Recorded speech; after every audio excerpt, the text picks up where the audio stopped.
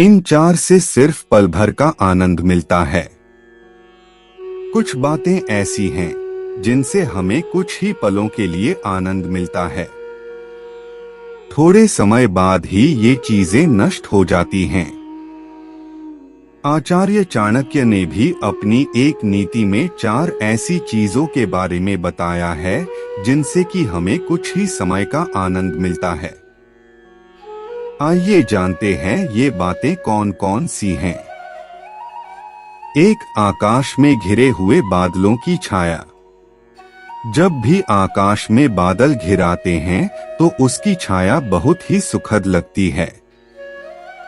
सूर्य की गर्मी से राहत मिलती है, लेकिन छाया का ये आनंद पल भर का ही होता है।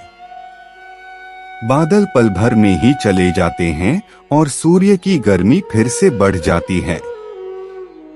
2. किसी बुरे व्यक्ति की सेवा से मिला लाभ। यदि किसी बुरे व्यक्ति की सेवा करके कोई लाभ प्राप्त किया गया है तो वह भी पल भर का ही आनंद देता है। बुरे व्यक्ति की न तो दुश्मनी अच्छी होती है और न ही दोस्ती। ऐसे लोगों से दूर रहने में ही भलाई है। गलत काम करने वाले व्यक्ति की संगत से लाभ मिल सकता है, लेकिन हम बड़ी बड़ी परेशानियों में भी उलझ सकते हैं। इनसे बचना चाहिए। 3. दुष्ट इंसान का प्रेम।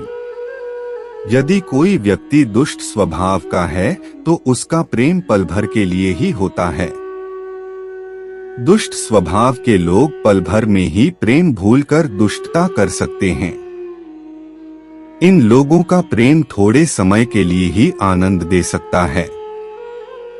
यदि लंबे समय तक सुखी रहना चाहते हैं तो इन लोगों के क्षणिक प्रेम में नहीं उलझना चाहिए और इनसे दूर रहना चाहिए। 4. तिनके की आग। तिनके की आग भी क्षण भर के लिए ही होती है। इसकी आग से कुछ पल के लिए ही अंधकार दूर करके रोशनी का आनंद लिया जा सकता है। कौन थे आचार्य चाणक्य? भारत के इतिहास में आचार्य चाणक्य का महत्वपूर्ण स्थान है। एक समय जब भारत छोटे छोटे राज्यों में विभाजित था और विदेशी शासक सिकंदर भारत पर आक्रमण करने के लिए भारतीय सीमा तक आ पहुंचा था, तब चाणक्य ने अपनी नीतियों से भारत की रक्षा की थी। चाणक्य ने अपने प्रयासों और अपनी नीतियों के बल पर एक सामान्य बालक चंद्रगुप्त को भारत का सम्राट बनाया, जो आगे चलकर चंद्रगुप्त मौर्य के नाम से प्रसिद्ध हुए और अखंड भारत का निर्माण किया। चाणक्य के काल में पाटलिपुत्र, वर्तमान में पटना, बहुत शक्तिशाली राज्य मगध की राजधानी था। उस समय नंदवंश का साम्राज्य था और राजा था धनानंद। कुछ लोग इस राजा का नाम महानंद भी बताते हैं।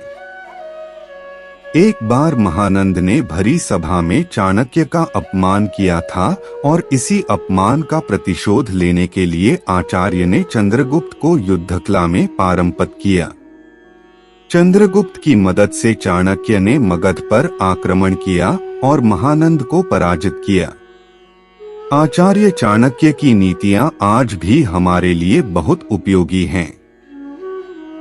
जो भी व्यक्ति नीतियों का पालन करता है उसे जीवन में सभी सुख सुविधाएं और कार्यों में सफलता प्राप्त होती है।